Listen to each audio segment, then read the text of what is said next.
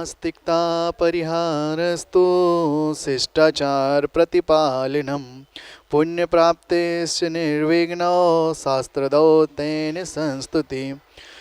पंच परमेष्टि भगवान की, आचार्य भगवान विश्वेश्वर सागर जी महाराज की, परम पूज्य मुनि श्री सुप्रभ सागर जी महाराज की, परम पूज्य मुनि श्री प्रणत सागर जी महाराज की जय जैन बंधुओं। आप और हम सभी एकत्रित हुए हैं आज विश्व प्रिय कार्यक्रम सम्यक समाधान में, जहां पर आप सभी के मन में उठने वाले सभी समीचीन विकल्पों का परम पूज्य मुनि श्री सुप्रभ सागर जी महाराज जी करते हैं समाधान। हमें साक्षात पंचम परमेष्टि साधु परमेष्टि के रूप में मुनि श्री सुप्रभ सागर जी महाराज एवं प्रणत सागर जी महाराज का सानिध्य मिला है, जो हमारे मन में उठने वाले चाहे जो भी समीचीन विकल्प होते हैं उनका सम्यक समाधान करते हैं। वह आपका विकल्प या धार्मिक हो सकता है या किसी प्रकार का कोई भी विकल्प हो, उसका समाधान परम पूज्य मुनि श्री करते हैं। हम ज़्यादा समय ना लगाते हुए परम पूज्य मुनि श्री प्रणत सागर जी महाराज जी के चरणों में बारंबार नमोस्तु करते हैं और यह निवेदन करते हैं कि इस कार्यक्रम को आगे बढ़ाकर धर्म लाभ देने की कृपा करें। नमोस्तु भगवान, नमोस्तु भगवान, नमोस्तु। ओम नमः सिद्धिभ्यां। कीर्त्या महत्या भुवि वर्धमानं त्वं वर्धमानं सति गोचरत्वं निमीषमास्मो वैमूढवीरं विशीर्णदोषाशयपाशबन्धं विशीर्णदोषाशयपाशबन्धं। पंच परमेष्टि भगवान की परम पूज्य आचार्य भगवंत गुरुवर विशुद्ध सागर जी मुनि महाराज की, परम पूज्य मुनि श्री सुप्रभ सागर जी महाराज की।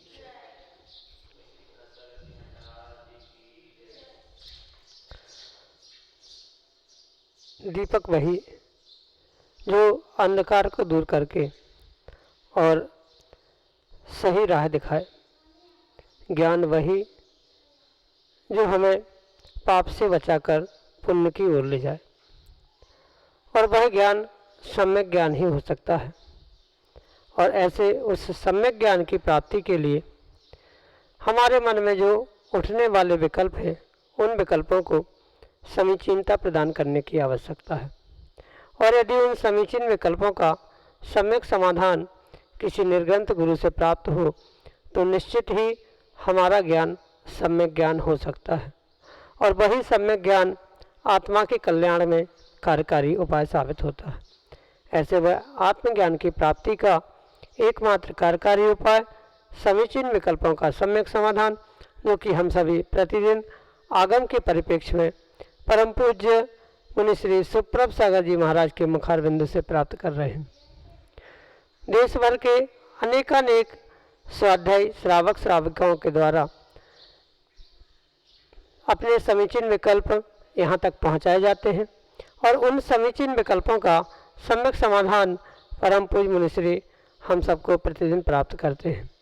प्रारंभ करते हैं आज का सम्यक समाधान, और आज के पहले विकल्प के लिए आष्टा मध्य प्रदेश से अनन्य गुरु भक्त परिवार डॉक्टर मगन जैन, श्रीमती चंदा जैन परम पूज्य मुनि श्री के श्री चरणों में बारंबार नमोस्तु निवेदित करते हुए अपना समीचीन विकल्प रख रहे हैं कि महाराज जी, दान, लाभ, भोग, उपभोग और वीर, ये छायक भाव तो आत्मा के हैं, फिर ये अरिहंत सिद्ध भगवान में कैसे घटित होते हैं।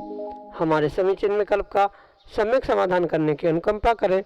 नमोस्तु महाराज जी, नमोस्तु। ओम नमः सिद्धम। परम पूज्य आचार्य भगवान गुरुवर विशुद्ध सागर जी महाराज की।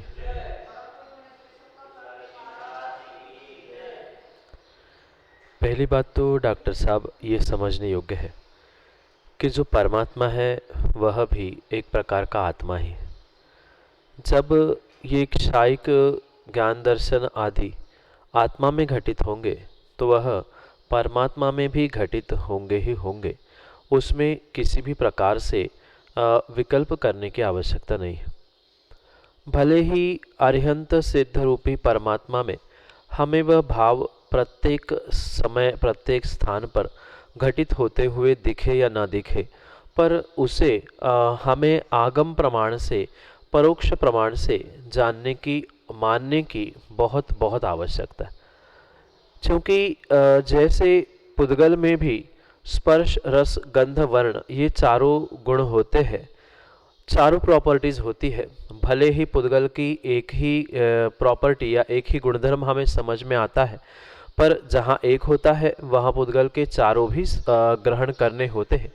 बिल्कुल उसी प्रकार से हम जैसे आत्मा में उन क्षायिक भावों को समझ रहे हैं, वैसे ही परमात्मा के भी उन क्षायिक भावों को समझने की आवश्यकता है। हो सकता है कुछ भाव हमें दिखते नहीं है, पर ये समझना होगा जो एक क्षायिक भाव अगर हमारे ग्रहण करने में आ रहा है, समझ में आ रहा है, तो शेष सभी वे भाव जो क्षायिक है वे वहाँ पर होंगे। ये अनुमान ज्ञान से, परोक्ष ज्ञान से, आगम ज्ञान से हमें निर्णित करने की आवश्यकता है।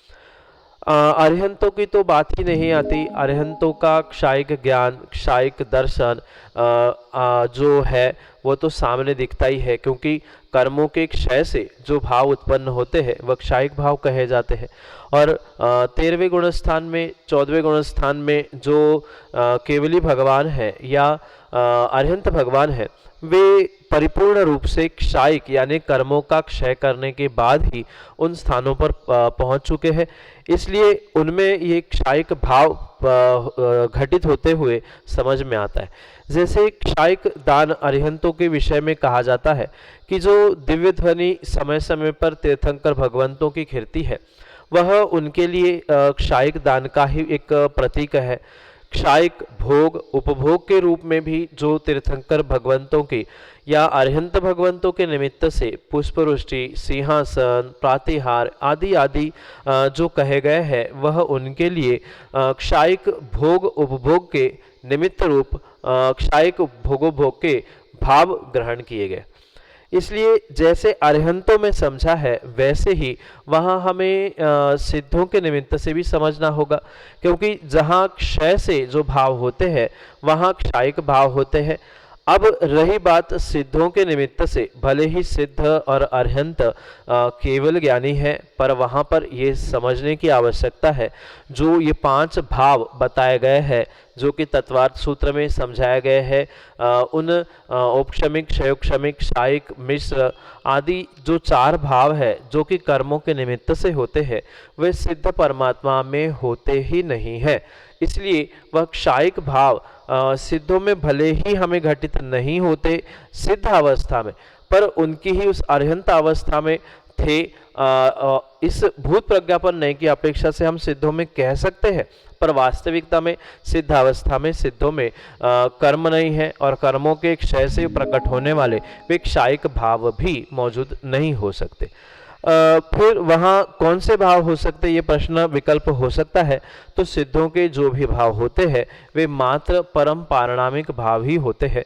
5 भावों में से अंतिम भाव जैसे पारणामिक भाव कहा जाता है, वह पारणामिक भाव ही उनका होता है, और पारणामिक भाव में भी परम पारणामिक भाव ही उनके पास होता है। क्योंकि जो पारणामिक भाव के 3 भेद आचार्य भगवंतों ने बताए हैं, उनमें से जो जीवत्व, भव्यत्व और अभव्यत्व, इन 3 में से उनमें उनके पास मात्र जीवत्व नाम का परम पारणामिक भाव शेष रहा। भव्यत्व, अभव्यत्व दोनों का उन्होंने नाश कर दिया, तभी तो वे सिद्ध बने हैं। मात्र चेतन गुण से युक्त वे जीवत्व रूपी परम पारणामिक भाव से ही युक्त होते हैं। अन्य कोई भी सांसारिक भाव सिद्धों में घटित होते ही नहीं है। भले ही अरिहंत रूपी परमात्मा में वे क्षायिक भाव घटित होते, क्योंकि कुछ अंशों में अभी उनके पास कर्मों की सत्ता है, और उन कर्मों की सत्ता के निमित्त से और पिछले कर्मों का क्षय करने के निमित्त से वे अरिहंत भगवंतों में क्षायिक भाव पांचों के पांचों घटित होते हैं। क्षायिक दान, क्षायिक लाभ, भोग, उपभोग, दान आदि ये परिपूर्ण रूप से उनके अरिहंतों के घटित होते हैं। पर सिद्धों की सिद्ध अवस्था में भले ही नहीं है, पर उन्हीं सिद्धावस्था के पूर्वावस्था में यानी कि अरिहंतावस्था में उनके पास ये सभी क्षायिक भाव थे, इसलिए भूत प्रज्ञापन नए की अपेक्षा से यानी पिछले पर्याय की अपेक्षा से, पिछली अवस्था की अपेक्षा से वहाँ पर हमें उन क्षायिक भावों को भी ग्रहण करने की आवश्यकता है। नयों के और अनेकांत दृष्टि से हम बहुत कुछ समझने की आवश्यकता होती है, तभी तत्व का यथार्थ निर्णय हो सकता है, अन्यथा नहीं हो सकता। इसलिए एक एक कर्मों का क्षय होने से जैसे जैसे क्षायिक सम्यक प्राप्त होता है, क्षायिक ज्ञान भी होता है, वैसे ही परमात्मा के साथ भी यानी अरिहंत परमात्मा के उन अवस्था में 13वें 14 गुणस्थान में साक्षात ही क्षायिक भाव होते हैं। उसके बाद सिद्धावस्था में उपचार से या भूत प्रज्ञापन नए की अपेक्षा से वे भाव होते हैं। इसलिए हमें आत्मा और परमात्मा सभी में उन क्षायिक भावों को ग्रहण करने की आवश्यकता है। यही आपके लिए सम्यक समाधान। अगले समीचीन विकल्प के लिए जतारा मध्य प्रदेश से राजेंद्र जैन राज परम पूज्य मुनि श्री के श्री चरणों में बारंबार नमोस्तु निवेदित करते हुए अपना समीचीन विकल्प रख रहे हैं कि महाराज जी, निर्यापक मुनि एवं भावलिंगी संत की आगम के परिप्रेक्ष्य में क्या परिभाषा है। हमारे समीचीन विकल्प का सम्यक समाधान करने की अनुकंपा करें। नमोस्तु महाराज जी, नमोस्तु। आगम के परिप्रेक्ष्य में इन दोनों शब्दों को और उनकी परिभाषाओं को बहुत अच्छे से वर्तमान में समझने की आवश्यकता है। जो भावलिंगी संत या भावलिंगी मुनि कहा जाता है, उसके विषय में आगम में बहुत सारे प्रमाण दिए गए हैं। जो सम्यक दर्शन के साथ सम्यक ज्ञान और सम्यक चारित्र रूपी रत्नत्रय को प्राप्त करता है, वास्तव में उसे ही भावलिंगी मुनि कहा जाता है। क्योंकि ऐसा भी आगम में वर्णन प्राप्त होता है कि मुनिराज दिगंबर अवस्था प्राप्त करने के बाद भी द्रव्यलिंगी होते। कहने का अभिप्राय यहाँ पर यही है कि अगर मात्र द्रव्य से भेष धारण किया है, दिगंबर मुनि बने हैं, पिछी कमंडल है, पर धर्म पर, देवशास्त्र गुरु पर, दिगंबर मुद्रा पर किसी पर भी जिनको विश्वास नहीं है, वे मात्र द्रव्यलिंगी होते हैं। मात्र द्रव्य से तो उन्होंने लिंग धारण कर लिया, पर भावों से उन्होंने लिंग धारण नहीं किया है। उनके पास उस लिंग के प्रति, देवशास्त्र गुरु के प्रति श्रद्धा का अभाव होने से उन्हें मात्र द्रव्यलिंगी कहा। और जिनको तत्वों पर श्रद्धान है, दिगंबर मुद्रा पर श्रद्धान है, सच्चे देवशास्त्र गुरु पर श्रद्धान है, साथ साथ अपने आप पर भी श्रद्धान है कि हाँ, मैं दिगंबर मुनि हूँ, मैं धर्म के प्रति ऐसा ऐसा कार्य करता हूँ, मेरे 28 मूल गुण हैं। तो इस प्रकार से जो सम्यक दर्शन के साथ रत्नत्रय को प्राप्त करता है, दिगंबर मुद्रा दीक्षा आदि को ग्रहण करता है, धर्म भोगों के लिए है नहीं, नाम के लिए नहीं, दिखावे के लिए नहीं, आत्म कल्याण के लिए करता है, वास्तव में उसे ही आगम के परिप्रेक्ष्य में भावलिंगी निर्ग्रंथ मुनिराज कहा जाता है। उसमें ये भी समझने की आवश्यकता है, दूसरे परिप्रेक्ष्य में आचार्य भगवान कहते हैं कि श्रद्धा तो है, पर जो चारित्र 6वें गुणस्थान 7वें गुणस्थान वर्ती मुनिराजों का चाहिए, उस चारित्र को तक भी वह पहुंच नहीं पा रहा है। 4थे 5वें गुणस्थान वर्ती ही चारित्र को धारण कर रहा है, तो वो भी एक प्रकार का द्रव्यलिंगी ही साधु कहा गया है। इसलिए पूर्ण रूप से श्रद्धा, पूर्ण रूप से सम्यक ज्ञान और पूर्ण रूप से सम्यक चारित्र का परिपालन करने वाला, रत्नत्रय को धारण करने वाला, 28 मूल गुणों को धारण करने वाला, दिगंबर मुद्रा पिछी कमंडलधारी निर्ग्रंथ मुनिराज को ही भावलिंगी श्रवण, भावलिंगी संत, भावलिंगी मुनि ऐसा कहा जाता है। मेरे सोच में तो संत ये शब्द किसी भी प्रकार से जैनागम का नहीं है, श्रवण है, साधु है। संत तो सामान्य रूप से अन्य भी स्थानों में प्राप्त होता है, पर विशेष रूप से हमारे यहाँ मुनि, साधु, श्रवण आदि शब्दों का प्रयोग किया जाता है। और इन भावलिंगी मुनिराजों के निमित्त से तत्वाद सूत्र में भी जो पुलाक, वकुश, कुशील, निर्ग्रंथ आदि भेद बताए गए हैं, वे परिपूर्ण रूप से भावलिंगी के हैं। सामान्य रूप से कौन भावलिंगी कौन द्रव्यलिंगी वर्तमान में पहचानना संभव नहीं है। हाँ, बहिरंग क्रियाओं से, उपलक्षण से या अनुमान ज्ञान, परोक्ष ज्ञान से कहा जा सकता है, पर प्रत्यक्ष भावलिंगी द्रव्यलिंगी इसका भेद तो केवली भगवान अवधि मनपरे ज्ञानी ही मुनिराज कर सकते हैं। सामान्य श्रावक या सामान्य मुनिराज भी वर्तमान में उनका निर्णय भेद आदि नहीं कर सकते। इसलिए मात्र बहिरंग क्रियाओं को देखकर उनका निर्णय नहीं किया जा सकता, क्योंकि इसके विषय में आपको पुलाक, वकुल आदि की परिभाषा जो आगम ग्रंथों में लिखी है उसे बहुत अच्छे से समझना होगा, तभी आप उसका निर्णय कर सकते। रही बात निर्यापक मुनि की, तो निर्यापक मुनि के विषय में भी जो आगम में प्रमाण है उसे इतने अच्छे से समझना होगा कि जिसको शायद आज तक बहुत सारे जीवों ने नहीं समझा। जहाँ तक आगम ग्रंथों के प्रमाण हैं, वहाँ पर आचार्य भगवंतों ने जो एक क्षपक की अंतिम साधना में संलग्न मुनिराज है या आचार्य है, उनको ही आचार्य भगवंतों ने निर्यापक ऐसे शब्द से संबोधित किया है। कहने का तात्पर्य यह है, जो साधक अंतिम समय में अपनी साधना कर रहा है, संलेखना समाधि को प्राप्त कर रहा है, तो उसके लिए जो निर्देशन देने वाला है, समाधि कराने वाला है, उसको प्रायश्चित आदि देकर स्थितिकरण करने वाला है, उस मुनिराजों को, उन मुनिराजों को ही निर्यापक मुनि या निर्यापक आचार इन शब्दों से उद्बोधित किया जाता है। अन्य कोई भी किसी भी प्रकार का प्रमाण आगम ग्रंथ में हमारे पढ़ने में नहीं आए। भले ही प्रवचन सार में आचार्य भगवंत ने निर्यापक मुनि का विषय लिया है, पर वहाँ प्रायश्चित देकर जो साधु का स्थितिकरण करता है, ऐसे उस मुनि को ही निर्यापक कहा है। अन्य किसी भी प्रकार से वहाँ कोई परिभाषा या अन्य कोई भी प्रमाण प्राप्त नहीं होते हैं। निर्यापक का बहुतांश ग्रंथों में आचार्य भगवंत ने इसी प्रमाण से उसे समझाने का प्रयास किया है। जो क्षपक की यानी संलेखना समाधि में तत्पर उस साधक की समाधि कराने के लिए जो आचार्य या मुनि निर्देशन देता है, उस निर्देशन देने वाले को ही निर्यापक ऐसा कहा गया है। जो प्रवचन सार का भी प्रमाण है उससे भी यही प्रमाणित होता है। जो मात्र प्रायश्चित देके उपस्थापित करता है वही एक निर्यापक आचार्य के रूप में ही स्वीकार किया जाता है, क्योंकि प्रायश्चित देना किसी मुनि के लिए आज्ञा प्रदान करने वाला नहीं है। प्रायश्चित आचार्य भगवंत का ही एक कार्य होता है, इसलिए वह निर्यापक आचार्य के रूप में ही आगम में प्रमाणित किया गया है, अन्य किसी प्रकार से नहीं। यही संक्षेप में आपके लिए सम्यक समाधान। विदुषी जैन, मड़ावरा, उत्तर प्रदेश से मुनिश्री के श्री चरणों में सपरिवार कोटि कोटि नमस्तु निवेदित करते हुए अपना समीचीन विकल्प रख रहे हैं कि महाराज जी, जब हम कोई पुस्तक पढ़ते हैं तो उसका रहस्य पढ़ने में अश्रु आना यह किस प्रकार का संकेत है? हमारे समीचीन विकल्प का सम्यक समाधान करने की अनुकंपा करें। नमोस्तु महाराज जी, नमोस्तु।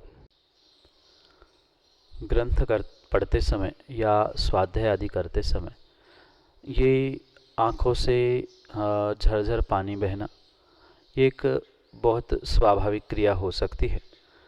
जैसे बहुत सारे जीवों को पूजा पाठ करते समय, अभिषेक आदि करते समय जो विशुद्धि बनती है, उस विशुद्धि के निमित्त से भी ये आँखों से झरझर पानी बहता है। और शायद उसी प्रकार से स्वाध्याय आदि करते हुए जो उस स्वाध्याय ग्रंथों के रहस्य उद्घाटित होते, उन रहस्य को समझने के साथ साथ जो भावों की विशुद्धि बनती है कि मैंने इस ग्रंथ का ये रहस्य समझ लिया, क्या या आचार्य भगवत ने यहाँ पर ऐसा लिखा है, या जो भी इस विषय में समझने का प्रयास करते हुए वह समझने का जो आनंद आता है कि हाँ मैंने कुछ समझा है, मुझे रहस्य समझ में आए हैं, तो उस स्वाध्याय का, ग्रंथ का या ग्रंथ के रहस्य का जो आनंद है, उसकी जो विशुद्धि है, हो सकता है वह विशुद्धि के उद्घाटन के निमित्त से वह आँखों से झरझर पानी आदि आना ये स्वाभाविक रूप से क्रियाएं देखने में आती है। आज तक बहुत सारे जीवों ने स्वाध्याय हो, पूजा पाठ आदि क्रियाएं हो, वह कभी भी विशुद्धि के लिए यह मन लगा के नहीं किए। और जब जीव मन लगा के ये कार्य करता है तो उसके लिए ये स्वाभाविक रूप से देखने में आता है। कई सारे ऐसे जीव भी हमने देखे कि वे पूजा करते करते आंखों से झरझर पानी उनके बहने लगता है। अभिषेक करते करते, मुनियों को आहार देते देते इतनी विशुद्धि बनती है कि सहज रूप से ही आंखों से पानी बहने लगता है। हो ना हो कहीं ना कहीं उस स्वाध्याय ग्रंथों के निमित्त से या ग्रंथों के स्वाध्यायों के निमित्त से जो रहस्य आपको उद्घाटित हो रहे हैं वह आपके लिए भीतर से एक आनंद, उत्साह और विशुद्धि प्रदान करने वाले हो सकते हैं। और उस विशुद्धि के निमित्त से ही कहीं ना कहीं किसी न किसी प्रकार से परिपूर्ण रूप से आपके आँखों से पानी बहता है। या अन्य रूप से आप ये भी समझे, अगर किसी प्रकार से आपको आँखों पे बहुत स्ट्रेस पड़ता है, या आप अंधेरे में पड़ रहे हैं, या किसी और समस्या से आंखों से ग्रसित है, तो हो सकता है उसके कारण से भी आंखों से पानी आता हो, क्योंकि कभी कभी ग्रंथों के अक्षर बहुत छोटे होते हैं। तो दोनों में से कोई भी कारण हो सकता है। एक तो शारीरिक आंखों की कमजोरी भी हो सकती है, या मानसिक और आत्मिक एक विशुद्धि का निमित्त बन सकता है। इन कारणों से भी आपके आंखों से आंसू आदि, पानी आदि आना स्वाभाविक है। यही आपके लिए सम्यक समाधान।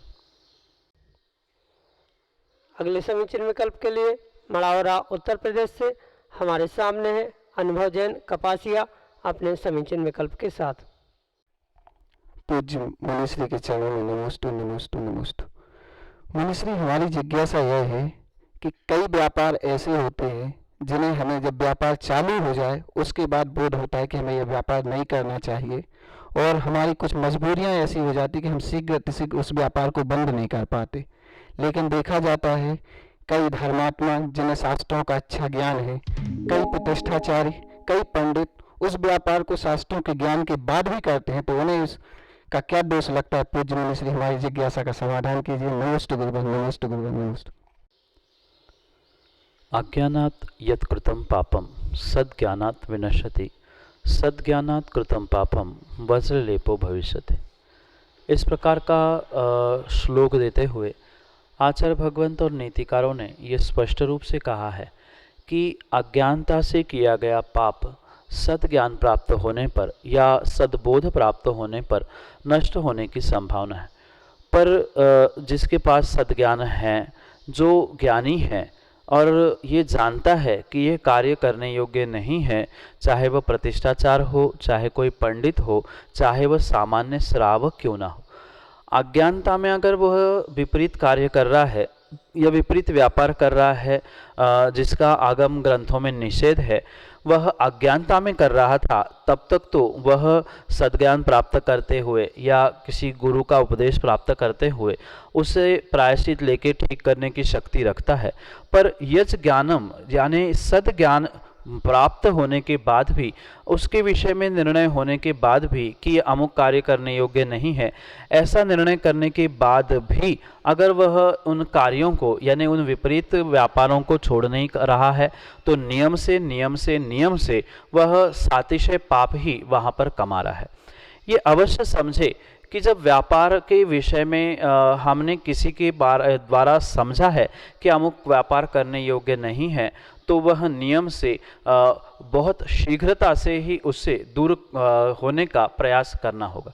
चाहे कोई वह पंडित विद्वान ज्ञानी क्यों ना हो या कोई सामान्य व्यक्ति एक श्रावक क्यों ना हो, पर अगर जब तक उसको उस विषय में बोध नहीं था कि ये अमुक व्यापार आगम के परिप्रेक्ष्य में करने योग्य नहीं है, अमुक कार्य पाप को देने वाला है, ये ज्ञान नहीं था, तब तक तो उसे कम पाप लग रहा था। पर जब से उसे पता है तो कि ये कार्य करने योग्य नहीं है, तो वह विशेष रूप से पाप का भागी बनने के लिए निमित्त स्वयं ही इकट्ठा करता है।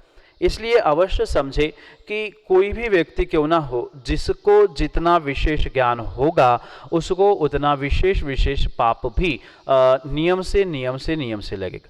अन्यथा ये भी समझे कि जो अबुद्धिपूर्वक अज्ञानता में कर रहा है, माना कि किसी को पता ही नहीं है कि अमुक व्यापार करने से या हिंसा का कार्य करने से फल क्या होता है, उसको तो बहुत थोड़ा सा पाप लगेगा। पर जिसको ये पता है कि ये कार्य करने योग्य नहीं है, इससे पाप का आश्रय होता है आदि किसी भी प्रकार से ये जो निर्णय जीव ने किया है, जाना है, और जानने के बाद भी अगर वह कार्य कर रहा है, तो वह वज्रलेपो भविष्यति यानी भविष्य के लिए एक वज्रलेप के समान बन जाता। इसी विषय को आचार्य भगवंत उमास्वामी महाराज ने तत्वार्थ सूत्र में कहा है कि ज्ञाताज्ञात भावाधिकरण वीर विशेषाभ्यास तद विशेषा, यानी कि ज्ञान जानकर अनजाने में बुद्धिपूर्वक और अबुद्धिपूर्वक किए गए वाले पापों में विशेष रूप से महानता या विशेषता ही प्राप्त होती। यानी कि अज्ञानता में किए हुए बालक ने पाप वही कार्य अगर जानबूझ के किसी व्यक्ति ने किया है, तो उसके लिए वह सातिशय पाप यानी बहुत बड़ा पाप देने के लिए निमित्त बन सकता। वर्तमान के भी परिप्रेक्ष्य में आपने देखा होगा कि जो न्याय व्यवस्था है वहाँ न्याय व्यवस्था में भी यही होता है, जो गलती या पाप कोई करता है, किसी कोई भी कार्य करता है, हिंसा भी करता है, अगर अज्ञानता में देखा से कि उसने की है और वह नाबालिग है या अनजान है तो उसके लिए सज़ा कम मिलती है। और वही किसी बड़े व्यक्ति ने जान के किया है, उसे पता था फिर भी वह कर रहा है, तो उसको उतनी ही विशेष सज़ा वर्तमान के न्यायालय में मिलती है। बिल्कुल कर्मों की भी व्यवस्था ऐसी ही है, उसमें कहीं भी कम अधिकपना है ही नहीं है। इसलिए जो जान के करता है उसको विशेष पाप पड़ेगा और जो अनजाने में कर रहा है उसे कम पाप पड़ेगा। पर जानने वाला भले ही कोई भी कैसा ही व्यक्ति क्यों ना हो, भले ही उसको ये पता है कि ये कार्य करने योग्य नहीं है और वो किसी अपरिहार्य कारणों से छोड़ नहीं भी पा रहा है, तो भी वह अल्पज्ञानी भी जानने के कारण से पाप का हकदारी है, और वो भी विशेष। और जो विशेष जानने वाला ज्ञानी है वो तो और भी विशेष पापों का हकदार होता है। यही आपके लिए सम्यक समाधान। पंकज जैन, बंडा, मध्य प्रदेश से अगले समीचीन विकल्प के लिए हमारे सामने। ठीक है। मुनिश्री के चरणों में बारंबार नमोस्तु। मुनिश्री, मेरा प्रश्न ये है कि जिस तरह से अपने 24 तीर्थंकर होते हैं उसी तरह से अपने भरत बाहुबली जो भगवान हैं उनको तीर्थंकरों में क्यों नहीं गिना जाता? नमोस्तु मेरा से। ऐसा नियोग होता है कि प्रत्येक काल में मात्र 24 तीर्थंकर ही होते हैं, न 24 से कम होते हैं न 24 से ज़्यादा होते। पर इसका मतलब ये नहीं है कि मात्र 24 तीर्थंकर ही मुक्ति को प्राप्त करते हैं या भगवान बनते हैं। अन्य भी जो भगवान बनने वाले हैं वह भी उन कालों में होते हैं। इसलिए जो केवली भगवान यानी कि भगवान की श्रेणी में आने वाले हैं उनके 7 प्रकार आचार्य भगवंतों ने बताया है। जो सामान्य केवली है यानी कि मात्र उन्होंने केवल ज्ञान को प्रकट कर लिया, उनकी गंधकोटि लग गई, वो निर्वाण को प्राप्त कर गए। तीर्थंकर केवली यानी जो विशेष वैभवों के साथ इस तीर्थंकर पद को प्राप्त करते हुए निर्वाण को प्राप्त करते हैं, उन्हें तीर्थंकर केवली कहा जाता है। और वे तीर्थंकर केवली संख्या में 24 ही होते हैं। उसमें कम्बड़ कभी भी किसी भी प्रकार से किसी भी समय में किसी भी युग में होती ही नहीं है। जितनी उनकी संख्या निर्धारित है उतने ही होते। हाँ, ये बिल्कुल सत्य है, भरत और बाहुबली भी भगवान बने पर वह तीर्थंकर नहीं थे, वह सामान्य केवली के रूप में ही स्वीकार करने योग्य हो। अगर विशेषता उनमें समझे तो भरत भगवान जो थे वह भरत भगवान अंतकृत केवली के अंतर्गत लिया जा सकता है, क्योंकि अंतर्मुहूर्त में उन्होंने केवल ज्ञान प्रकट कर लिया, इसलिए उन्हें अंतकृत केवली के अंतर्गत लिया जा सकता है। जो बाहुबली भगवान हैं उन पर वे लताएँ, सर्प आदि ने उपसर्ग किया, आदि के निमित्त से उनको उपसर्ग केवली या सामान्य केवली की भी कोटि में लिया जा सकता है। इसलिए ये समझे कि तीर्थंकर तो 24 ही थे, रहेंगे, और वर्तमान में भी अगर 24 तीर्थंकर का काल है तो वह 24 ही रहेंगे, उसमें कम्बड़ नहीं होंगे। बाकी सभी सामान्य केवली है, सामान्य भगवान होते हैं, वे तीर्थंकर नहीं होते। तीर्थंकर विशेष पुण्यात्मा होते हैं जो तीर्थंकर पद को प्राप्त करते हुए अपने उस मोक्ष को प्राप्त करते हैं, निर्वाण को प्राप्त करते हैं, उनको तीर्थंकर केवली कहा जाता है। बाकी जो सामान्य रूप से कर्मों का नाश करते हुए भगवान बनते हैं उन्हें सामान्य केवली, उपसर्ग केवली आदि अनेक भेदों से समझना होगा। पर उनमें से जो विशेष तीर्थंकर प्रकृति के उदय के साथ जन्मते हैं और तीर्थंकर प्रकृति के उदय के साथ ही वह भगवत्ता को प्रकट करने का पुरुषार्थ करते हैं, यानी 13वें गुणस्थान में होते हैं, ऐसे उन तीर्थंकर भगवंतों को 24 ही संख्या से जानना होगा, उससे कम अधिक नहीं होते। विदेह क्षेत्र में भी जो तीर्थंकर होते हैं वे संख्या में 20 होते हैं, ये नियोग ही मानना होगा, और यही आपके लिए सम्यक समाधान। जय जिनेंद्र बंधुओं, उम्मीद है आप सभी को मिल गया होगा आपके समीचीन विकल्पों का सम्यक समाधान। परम पूज्य मुनीश्री ने बड़ी ही सहजतापूर्वक दिया है आपके हर एक समीचीन विकल्प का सम्यक समाधान, और आप हमें प्रतिदिन की भांति YouTube चैनल सुप्रभ उवाच पर यह कार्यक्रम आप प्राप्त कर सकते हैं, यह कार्यक्रम देख सकते हैं। अगर आपको अच्छा लगता है तो आप इसको लाइक, सब्सक्राइब एंड शेयर करें इस चैनल को, और जिससे इस ज्ञान की वृद्धि हो और आपको पुण्य की अनुमोदना हो। अगर आप जितने लोगों को यह चैनल दिखाएंगे, जितने जितने लोग आपके इस कार्य से, जितने लोग धर्म के द्वारा जुड़ेंगे, उन सभी का आपको पुण्य प्राप्त होगा। अतः आप हमें कोई भी विकल्प हमें भेज सकते हैं। हमारा व्हाट्सएप नंबर है 8707548811।